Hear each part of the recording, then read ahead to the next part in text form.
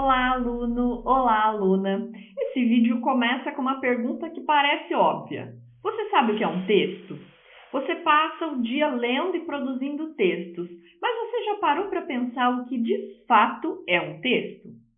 A palavra texto ela vem do latim tecere, construir, tecer. E o particípio passado era textus, né? Também conhecido como um substantivo, e significava maneira de tecer ou coisa tecida e mais tarde estrutura. Então, nós podemos pensar no texto como sendo semelhante a um tecido. Ele precisa ter sentido, ele precisa ser uma unidade de sentido e não apenas um aglomerado de palavras. Então, essa unidade de sentido ela é produzida por um autor e interpretada por um leitor. Parece óbvio, novamente, mas é sempre importante lembrar, porque o leitor ele traz as suas bagagens, as suas leituras, o seu conhecimento de mundo, e ele não interpreta o texto apenas com aquilo que o autor fornece, mas sim com tudo aquilo que ele traz, com todo o seu universo de conhecimento. E quando a gente fala em texto, em comunicação, é importante relembrar os nossos elementos da comunicação, porque eles vão apontar para algumas decisões que a gente pode tomar quando a gente vai escrever ou interpretar um texto. O nosso emissor é quem emite essa comunicação e pode ser o falante ou o escritor.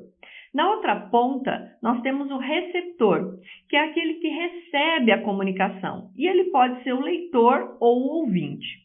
O referente é o meu contexto. Ligando tudo isso, eu tenho a minha mensagem, que é o texto. Ele não vai ser necessariamente um texto com palavras, como nós vamos ver daqui a pouco. O código é a língua, o idioma que eu uso. A Libras, por exemplo, é um código, porque ela é uma língua. E, por fim, o canal, que é o meio com que aquela mensagem vai ser veiculada. Quando uma mensagem ela não chega com sucesso no destinatário, nós dizemos que houve um ruído na comunicação. E esse ruído ele pode acontecer em qualquer um dos elementos e por diversos motivos. Então, por exemplo, o emissor escreveu uma carta em inglês sobre a paz mundial. Só tinha um problema, o receptor não dominava esse código, então ele não entendeu e houve um ruído na comunicação. Então, quando nós vamos planejar os nossos textos, é importante pensar, fazer esse exercício de empatia nos possíveis ruídos para o emissor. Estudar as características do texto pode ajudar na hora de empatizar e escolher o melhor formato para as necessidades de comunicação. Sobre as características do texto, não tem um consenso entre os estudiosos, mas para fins didáticos, alguns direcionamentos são adotados, como a gente vai ver nesse vídeo. Podemos pensar o texto a partir da utilização ou não de palavras, por exemplo, né? Então, o texto verbal é aquele que é escrito com palavras e ele vai representar a maior parte dos textos que a gente tem contato, como os memorandos, os e-mails, as mensagens instantâneas. E já o texto não verbal, por oposição, é aquele que é produzido sem palavras, usando apenas os significantes visuais, né? Como é o caso das pinturas, das fotografias ou sonoros, como as músicas instrumentais. E a gente tem também o que é chamado de texto misto, que é aquele que vai se utilizar de ambos os recursos. A história em quadrinhos é um clássico exemplo. A gente tem imagem dos personagens, a gente considera as expressões dos movimentos, mas a gente também lê o texto que está nos balões de fala. Nós podemos ter texto literário e não literário, né, que é outra forma de dividir a partir do critério da interpretação denotativa ou conotativa. No texto literário, a gente tem o predomínio da conotação, do sentido figurado, com foco na forma da mensagem, enquanto que no texto não literário tem o predomínio da denotação, do foco na informação. Nós temos divergências em classificações de gêneros textuais, literário e não literário, como é o caso da crônica, por exemplo. Ela não seria tradicionalmente literária, mas sim jornalística. Mas há autores literários que utilizam a linguagem poética para produzir a crônica, né? Como é o caso do Machado de Assis, do Carlos Drummond de Andrade e da Clarice Lispector. E agora a gente pode pensar também em tipos e gêneros textuais. O tipo, né, ou a tipologia textual são as diferentes formas que o meu texto pode se apresentar. As principais tipologias são a narrativa, a descritiva, a expositiva, a dissertativa e a argumentativa. Já os gêneros textuais, eles são mais específicos e derivados dessas tipologias textuais. Eles são categorias que reúnem as características principais, as características que são semelhantes daqueles textos. Um manual de montagem de um móvel, por exemplo, ele pode variar nos detalhes, mas via de regra, o que é que ele vai trazer? Ele vai apresentar as peças do móvel, ele vai trazer as instruções de como encaixar, quais peças se encaixam em quais, ele vai trazer imagens para que você não se perca. Então, da mesma forma que um conto traz os elementos da narrativa. Então, o gênero textual é aquilo que a gente olha para o que tem de padrão naqueles textos. Nós podemos classificar o texto também pensando na função da linguagem predominante. É importante saber que essa classificação, o foco muda do elemento da comunicação, dependendo da intenção que o emissor tem. Então, em alguns textos, a gente tem uma função predominante, mas tem várias funções da linguagem naquele mesmo texto. A função referencial, ou a função denotativa, ou a função informativa, ela tem o objetivo principal de informar. Então, o foco dela está no referente. A gente falou dos nossos elementos da comunicação. Então, o foco dela está no referente.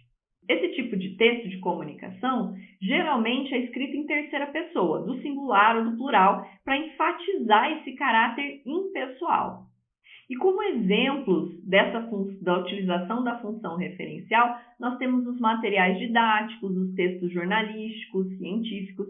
Eles têm uma linguagem denotativa, Elas informam a respeito de alguma coisa sem envolver os aspectos que são subjetivos e emotivos da linguagem. Já a função emotiva ou expressiva, ela tem como principal objetivo transmitir as suas emoções, os seus sentimentos, a sua subjetividade por meio da sua opinião. Então, o foco desse tipo de texto está no emissor, naquele que fala, naquele que escreve. Então, ele é escrito em primeira pessoa e tem um caráter pessoal. Os diários, por exemplo, Então, eles trazem essa visão do emissor com todas as suas marcas de subjetividade. Já a função poética, que muita gente confunde com a função emotiva, ela tem como marca principal a utilização do sentido conotativo das palavras, Então, o foco está na maneira como a mensagem está sendo transmitida. Então, para essa função é importante a escolha das palavras, a presença das figuras de linguagem, das expressões, é o trabalho com a mensagem, Então, é interessante notar que essa função, apesar de estar muito presente nos textos literários, ela não se restringe aos textos literários. A gente também pode encontrar essa função poética na publicidade ou em expressões cotidianas, em que a gente tem uso de metáforas, como é o caso dos provérbios, dos trocadilhos e das músicas também. A função fática ela é bem presente no nosso dia a dia e ela tem como objetivo estabelecer, manter o contato do emissor com o receptor, Então, o foco dela está no canal de comunicação, em manter esse canal de comunicação, ou encerrar esse canal de comunicação. Ela aparece bastante nos diálogos, Então, exemplos dos cumprimentos, quando a gente atende o telefone e fala alô, ou quando eu falo bom dia, boa tarde, hein, viu, Então, é um exemplo de função fática. Já a função conativa ou apelativa, ela é caracterizada por uma linguagem mais persuasiva, que tenta convencer o leitor de alguma coisa, O grande foco dessa função da linguagem é o meu receptor. E essa função é muito utilizada nas propagandas, nas publicidades, nos discursos políticos, para influenciar o receptor por meio da mensagem que está sendo transmitida. Então, esse tipo de texto costuma se apresentar na segunda pessoa e também utilizar verbos no imperativo. E, por fim, nós temos a função metalinguística, que ela vai fazer o uso da metalinguagem, ou seja, é a linguagem que se refere a ela mesma, o código explicando o próprio código. Nós estamos usando a metalinguagem agora, que nós estamos usando um texto para explicar o que é o texto. Nós estamos usando a fala para falar sobre o próprio ato de fala.